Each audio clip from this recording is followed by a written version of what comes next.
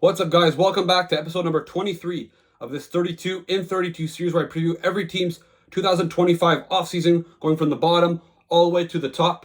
Last episode I did was on the Colorado Avalanche, a team that I predicted to go to the Stanley Cup final this year and win it. And today's episode is on another team that I had going to the final, but this time losing to the Avalanche in my bracket, the Tampa Bay Lightning. So as we all know, the Tampa Bay Lightning have been one of the best teams in the National Hockey League for the last 10, 15 years. They've had many long playoff runs. They've won 2 Stanley Cups, gone to the final a few times as well.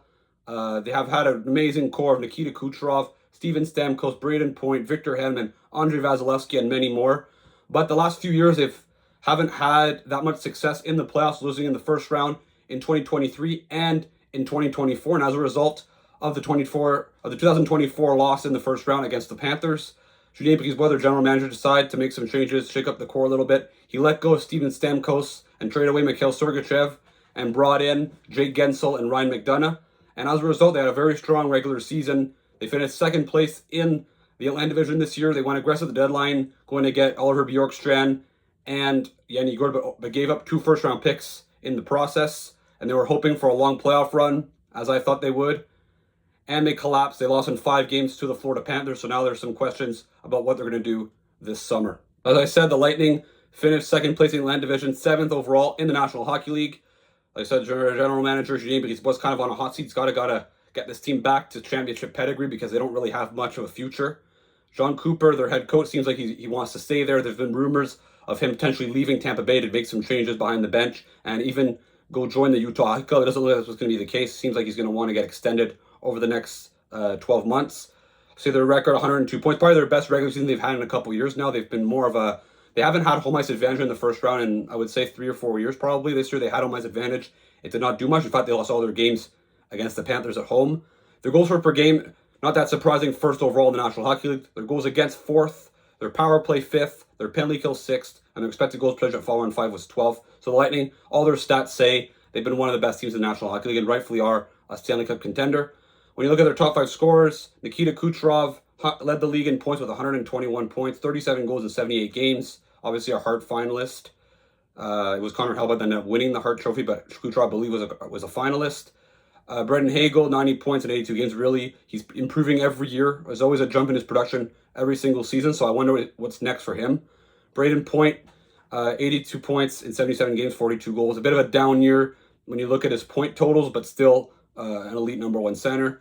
Jake Guentzel, in his first year in Tampa Bay, 41 goals, 80 points in 80 games. He's been an excellent fit, has been an upgrade on Steven Stamkos. And Victor Hedman, 79 games, 15 goals, 66 points. Last year, he was pretty much an all-offensive defenseman. This year, his defensive game improved. Yes, his production dropped off a little bit, but it is normal for a guy that is, 34, 35. So you can't expect him to be the best offensive defenseman in hockey anymore.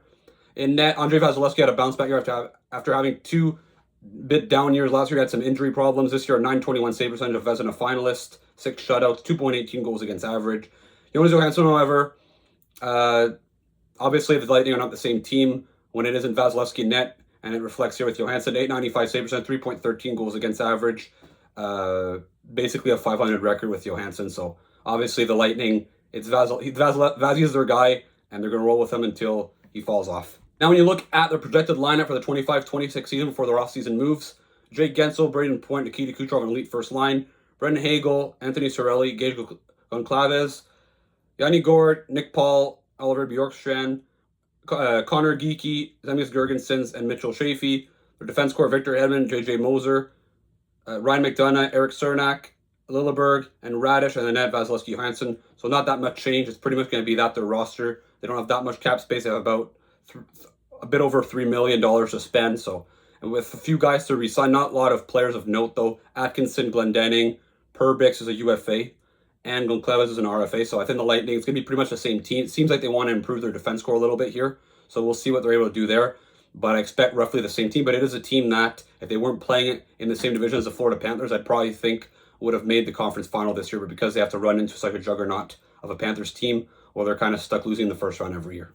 As a result of going all in every single year at the deadline, the Lightning have really decimated their pick cupboard and their prospect pool. Isaac Howard is their top prospect at the moment. Seems like he wants to get traded out at Tampa Bay in order to get more opportunity elsewhere. So that's something to look out for. They could get a first-round pick for him, which would kind of boost up their prospect pool, even though I think Howard could become a good National Hockey League player. Ethan Gauthier, Dylan Duke, Huutonen, and Finley. So a bunch of like okay prospects, but none of them are going to become impact guys. It's not like what they had a couple years back when they had a lot of good young players that became impact guys, Palat, Yanni Gord, Killorn, etc. So, and they don't really have any picks either. No first round picks the next 3 drafts. This year's first round pick would have been 23rd overall, but it got traded to Nashville in the Tanner Jeannot trade, which obviously, as we all know, was a huge overpayment, which is a big reason why they don't have many draft picks over the next few years. So yeah, the Lightning, they're gonna have, but they have 4 7th round picks actually this year, which is kind of bizarre.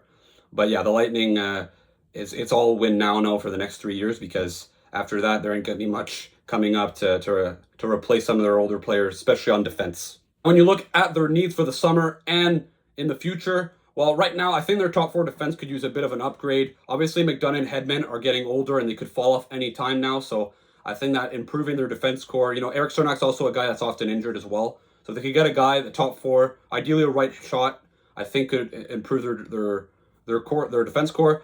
Their forward depth, I think, could still use a bit more work, probably, and I would go size as well more. I think they need a bit of an identity of a 4th line, which they lost ever since they lost Perry and Maroon.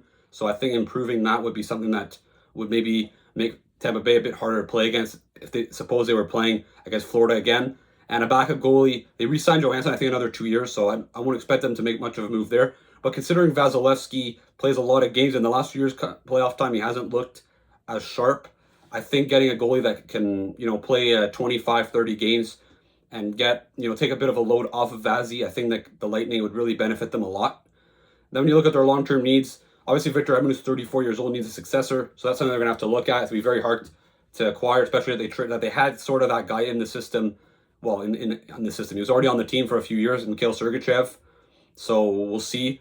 Some more young talent. As I said, there isn't much coming up, so they're going to have to get that more and more. And in order to do that, you need more picks and more prospects over the next few years. As I said, I think the Lightning are going all in now, so picks and prospects aren't really a priority right now. But if Isaac Howard really wants out, well then trade him. You can get some picks. You can probably get a first for him, and that'll give them another asset to use in another trade another time. All right, so that puts it in to this video. Let me know in the comments, what should the Tampa Bay Lightning do this summer in order to get back to becoming a championship level team? I still think they can do it if they're able to avoid the Florida Panthers, but unless the Panthers, they lose a guy like Bennett, a guy like Blad, a guy like Marchand, they're not exactly the same team. But Tampa Bay, as of right now, are probably the 2nd best team in the division, so they're going to have to really get aggressive here. Don't forget to check out the previous 32 and 32 videos and the ones that are coming out in the next couple days. Don't forget to like and subscribe to my YouTube channel, and I'll see you again for another video. Ciao.